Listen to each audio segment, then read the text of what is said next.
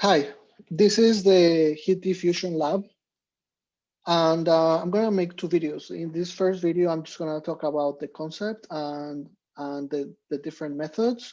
And in the second video, I'm gonna tell you how to actually build the tables in Excel and some key tools that you need to know how to use in order to do that. Okay, so what is heat diffusion? And why do we study it? So it's one of the most important mechanisms for the transfer of heat in the earth. And it's also important for understanding the movement of chemicals, particles in minerals, metals, and other materials. There are everyday examples that use this equation to determine the temperature distribution of things. For example, if you have a cake and you take it out of the oven, you can use these equations. If, like in the example that I have here, you have like a hot summer day outside, and inside you have the AC blasting. And what we want to figure out is what happens here at the boundary. Like this is the how those heat transfer, right? And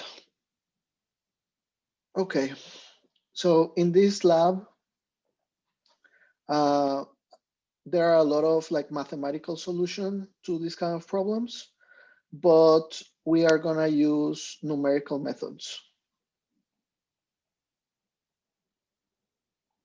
And you did this in lab 3. So if you're not sure, you can go back and check. Um, so we're gonna make a numerical solver in Excel in order to understand a little bit how a computer model works.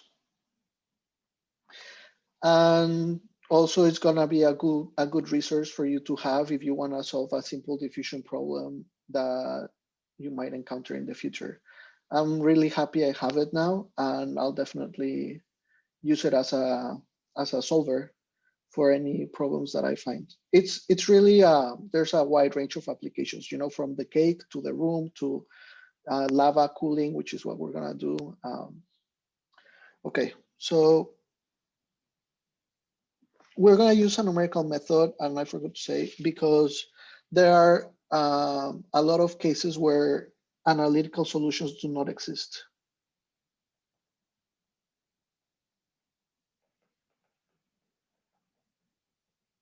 So that's why we're gonna do this.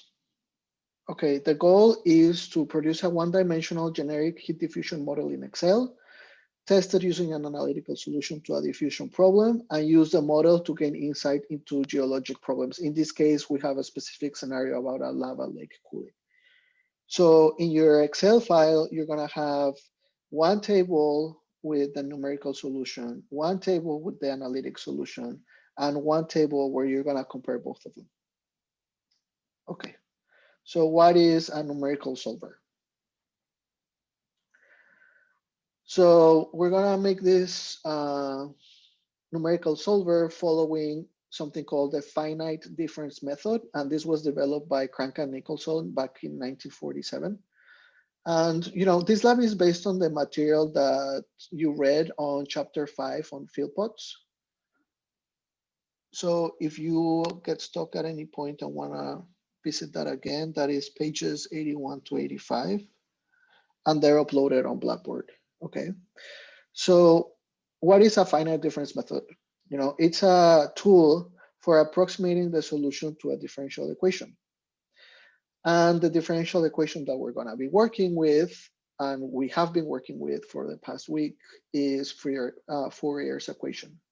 And this is 511 in the reading.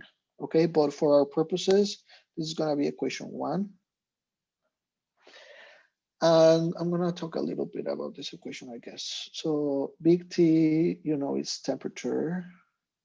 Little t is time.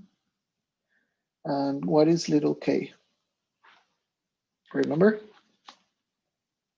Thermal diffusivity. And what are the units? Meters squared per second, right? Because you want to know like if you have a box, well, if you have a square, right, you want to know how much of this area it covers per second, okay? And then Z is the distance. And I think that's all right. Okay, so, but be careful. You can only use this. This is like the one-dimensional form of the equation. So you can only use that when you can simplify the situation enough to assume that the heat, so I'm gonna put here like a note, heat moves only in one direction, okay?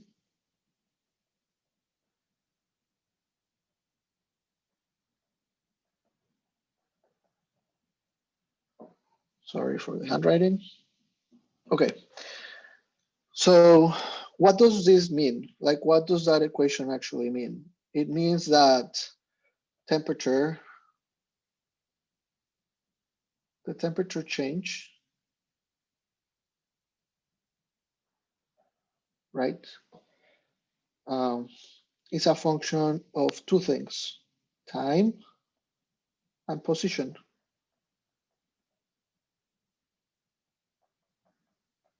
Okay, so we can represent these two variables in this grid. You know, we have time here on the X and position on the Y. And each of these small increments are delta T and delta Z. And instead of calling them that, we're gonna call them M and N respectively. So M is gonna be delta C and N is delta T. Okay.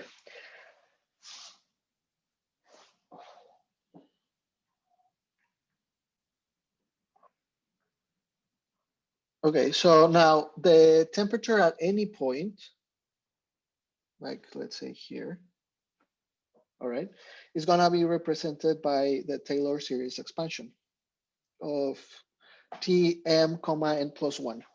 And the way that this works is that this is just a way of approximating the value of an equation by just using the first few terms of a polynomial. You can see here. So this is nice because we don't need calculus. And we're just gonna tell Excel to do it for us, basically. Okay. So we're gonna call this equation 2. And I'm gonna end this video here. And in the next video, I'm gonna talk about how to build this on Excel and how we're gonna compare this this way of solving it with the analytic solution. Okay. All right. Let me see how to stop this. Bye.